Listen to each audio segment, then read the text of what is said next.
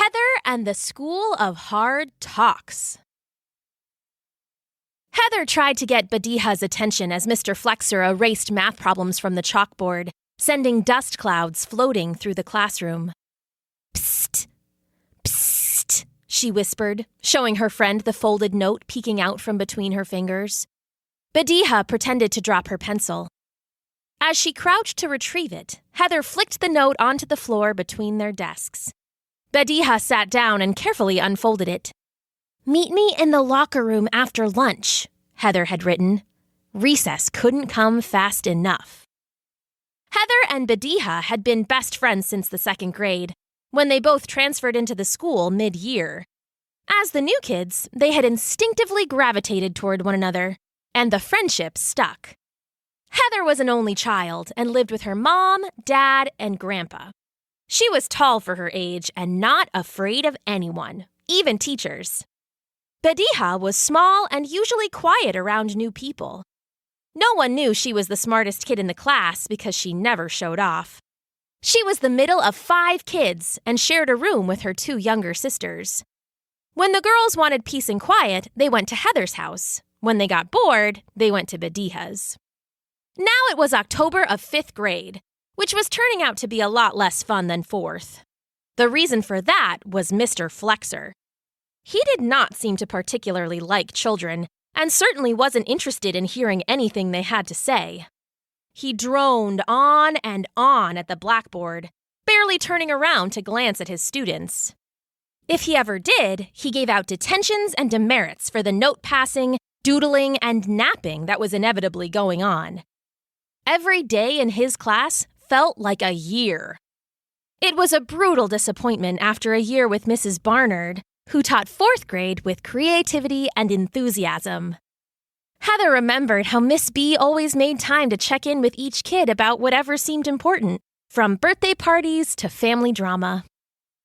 At lunch, Heather and Badiha gobbled their food and dashed to the locker room. They checked under the stalls to make sure they were alone. "What's going on?" Badiha asked. "I saw the craziest thing," said Heather. "I got to class early this morning. Mr. Flexer was in there with Miss Barnard, and the door was halfway open, so I stood outside for a minute. They didn't notice me. He took this glowing purple ball out of his desk and showed it to her. He mumbled something I couldn't hear. Then he slipped something into her pocket. I think. It was hard to see from my angle. But he put his purple orb back in the desk, and he told her to leave him alone. Then she walked right past me without even saying hello. She's never done that. It was like she was hypnotized." "Are you sure?" asked Badiha skeptically. "Would I lie to you?" "Well, no, you never lie to me." "Then you've got to believe me. He's got some kind of power." Suddenly, a loud bang on the door made them jump. "Who's in there?" Mr. Flexer's voice boomed. "No reason for kids to be sneaking around in the locker room. Come out right now." Heather and Badiha cringed, then picked up their backpacks and emerged in the hallway. "You two, that figures. Your parents will be hearing about this at the parent-teacher conferences today after school. Plus all the note passing. Detention in my room for the rest of recess. Now!" Darn. Heather had forgotten all about parent-teacher conferences. Her parents never missed them. They showed up every year, eager to hear all about Heather's art projects and spelling tests. Heather doubted that Mr. F would have anything nice to say about her. 6 weeks into the school year, he barely seemed to know who she was. After school, the halls filled with parents looking for their children's classrooms. Some teachers encouraged kids to stay for the conference, but Mr. Flexer ordered students out of the room. Heather and Badiha wandered over to a bench by the main office to wait. As they sat down, they overheard the secretaries chatting over the warm hum of the coffee machine. "Principal Rodriguez will announce his retirement tomorrow." "Oh boy, drama for sure." "Who do you think he'll pick to replace himself?" "Well, Flex is desperate for the job. I think he'd rather sit behind a desk than deal with kids. But he'd be a nightmare, am I right?" "I heard Barnard is being considered." "Really? Love her. She listens to everybody. She'd be a great leader for this school. I heard that the students will get to say who they think it should be. Ha! I would love to be in the room when they ask those kids what they think of Flexa. Heather and Badiha looked at each other with wide eyes. This was some serious gossip. Before they could say anything, Heather's mom poked her head into the office. Oh, there you are. Conference was quick. Ready to go home? In the car, Heather waited for her parents to scold her for passing notes, sneaking around, or whatever else Mr. Flexer had accused her of. But they just rode quietly. It was weird. Well, maybe they were on her side. She decided to take a chance and talk to her parents about Mr. F's weird behavior over dinner. So, I'm not the biggest fan of Mr. Flexer, she said, testing to see how they'd respond. Don't worry about it, sweetie. I'm sure it will get better, her mom said absent-mindedly, buttering a slice of toast. I don't know. He doesn't seem like a very nice teacher. Or person, Heather said, feeling annoyed that her mom wanted to wave the problem away. Are you saying you want to switch schools? Her dad offered. I've been saying for years we should enroll you at St. Mary's. No, Dad, I don't want to change schools. I'm just saying I don't trust him. Custom? Is that school teaching a new customs? I don't like these young teachers and their weird holidays, said Heather's grandpa, who clearly wasn't wearing his hearing aids. She sighed. No one was listening. She'd have to figure this one out on her own. As Heather walked up the stairs to her room after dinner, something caught her eye. Her mom's coat was strewn across the railing of the stairs. A faint purple glow radiated from a pocket. Heather reached in. What was it? She pulled out a small marble that looked like a tiny copy of Mr. Flexer's glowing purple ball. What on earth? Glancing around to make sure no one was watching, Heather curled her fist around the marble and dashed upstairs. Bedroom door safely closed behind her, she activated the walkie-talkie she kept under her bed for emergencies. "Bea, can you hear me? Come in, come in." A few seconds later, she heard a rush of static, then a voice came through. "Hey, it's me. What's up?" said Badiha. "Quick, make sure no one's watching, and check in your mom's coat pocket for a glowing purple marble. I think Flexer's sending his curse home with our parents." "Okay," said Badiha. Heather waited while Badiha went to check. It didn't take long before her friend returned to the walkie.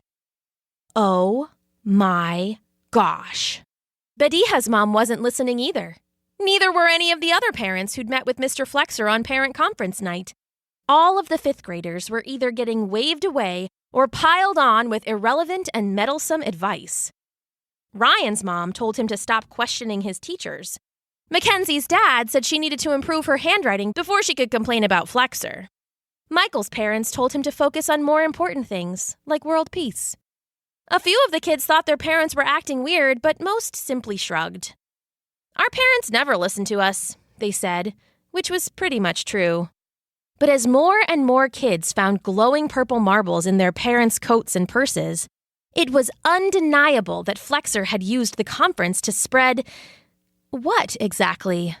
It seemed like some sort of magic. Dark magic.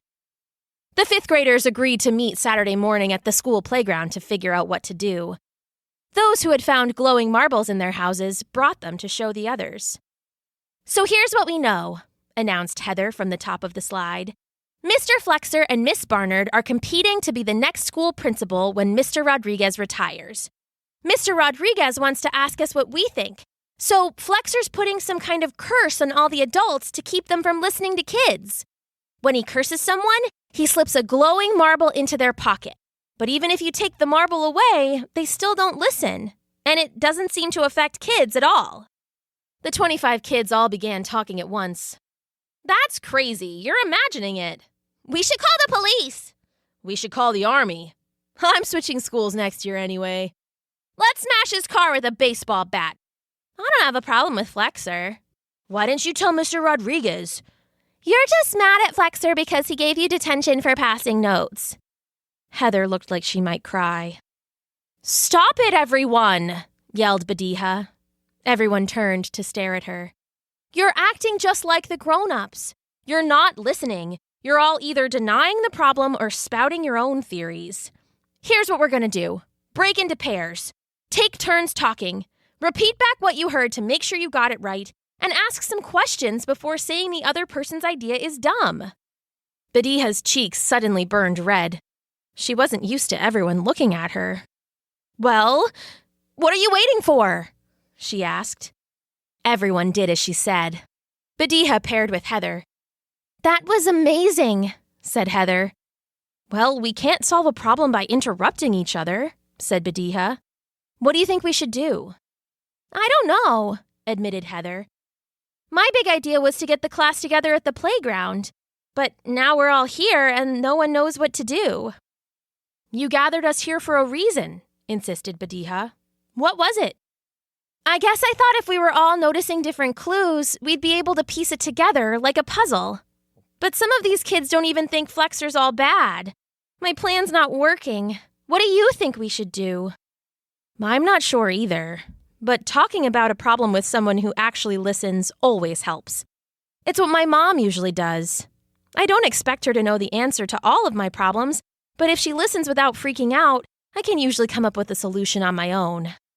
Yeah, your mom's the best. Whenever I talk to her, I feel better, even if she doesn't say much.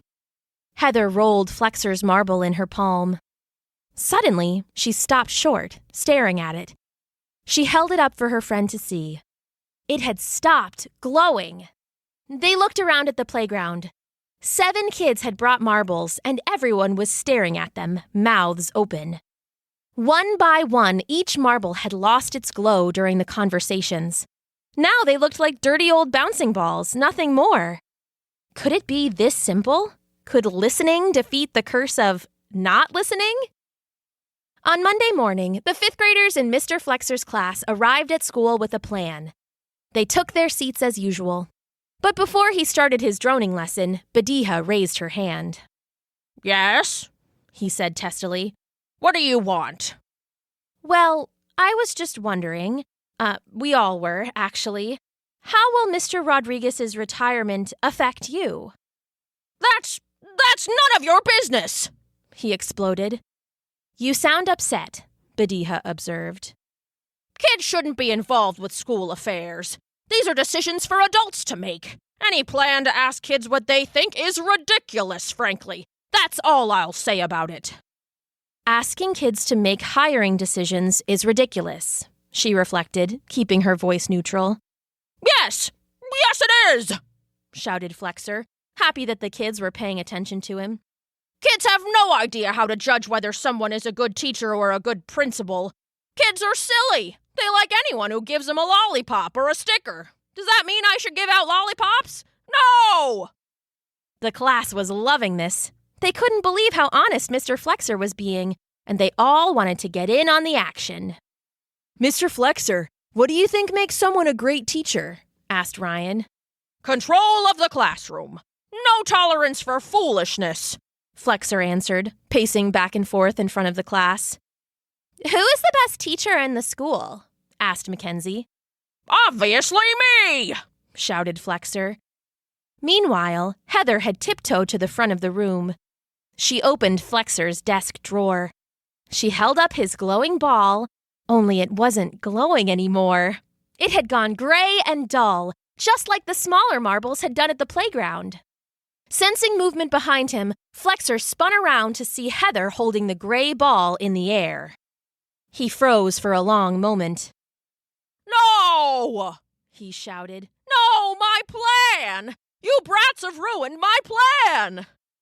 You sound so disappointed, said Michael, delighted. You worked hard on your plan, acknowledged Badiha sympathetically. What other evil schemes might work? Asked Mackenzie. Stop listening! Shouted Flexor, running into the hallway. Just stop! The kids felt like they would never stop laughing. They had defeated Flexor with curious questions, kind reflections, and thoughtful listening. But there was more work to do. They knew he had likely cursed most of the adults in the building. They ran through the school, approaching every teacher and adult they came across to undo the curse. Now that they knew how to listen, it was easy. "What did you do this weekend?" they asked the gym teacher, and they learned about her favorite fishing spot. "When you were a kid, what did you like about school? What did you hate?" they asked the dance teacher, and they found out that his school had a lot of bullies, but a fantastic cheerleading coach. "Mr. Rodriguez, you have such unique art in your office. Where did you get it?" they asked the principal, and they learned about his brother who lives in a cottage near the beach and paints pictures of things that wash up on the shore. Listening was their superpower, and by the end of the day, they were confident that no one in the school could still be under the power of Mr. Flexer's spells. When Heather got home, she helped her parents make spaghetti and salad. Her grandfather joined them, hearing aids on. She felt nervous about trying out her new listening skills with her family, even though they had worked great with everyone else. When they sat down to eat, she took a deep breath to steady herself for the hardest talk. "Mom? Dad?" she asked nervously. "What did you talk about with Mr. F during the parent-teacher conference?" "You don't need to worry about that," said Heather's mom, still under the spell. "I know you don't want me to worry, but I can't help but be curious," said Heather. "Can you remember anything about it?" Her mom put down the salad tongs and scrunched up her face. "He's kind of a weird guy, isn't he?" she said.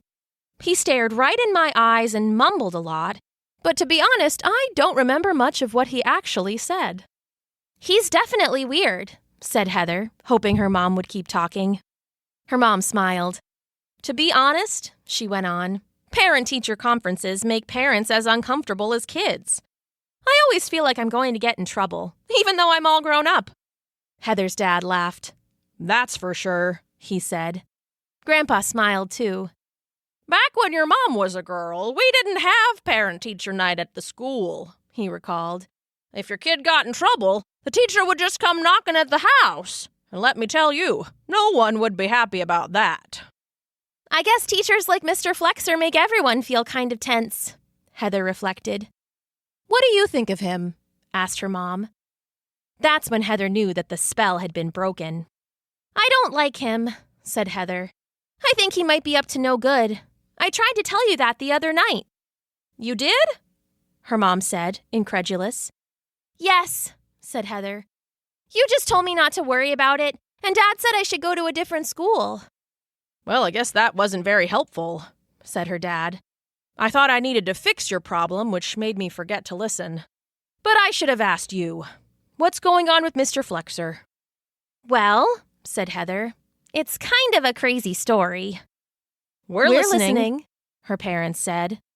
And, for a wonder, that's exactly what they did. The end.